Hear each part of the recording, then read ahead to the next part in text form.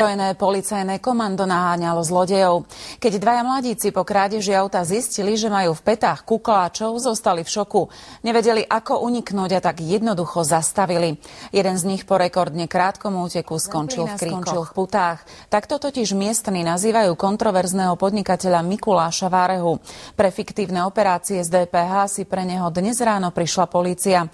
Obchody s likožrútom, bedničkami a ďalšími komoditami mali štát obrať o 29 miliónov eur. Bystrici dnes poslal za mreže 4 mužov z Vietnamu.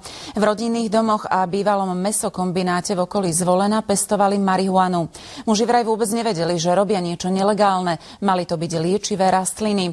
Podľa polície však išlo o drogu v hodnote 10 miliónov eur. Mytany v obci Kocúrany majú novú atrakciu. Je ním iba dvojtýždňový koník, ktorému dali meno Woody.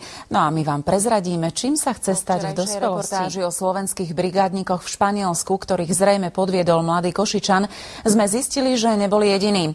Na internete sú ďalší, ktorí za sprostredkovanie brigády v pomarančových sadoch zaplatili a nakoniec zo strachu o život zo Španielska utiekli. Miestna polícia ani naša ambasáda v Madride im vraj nepomohla.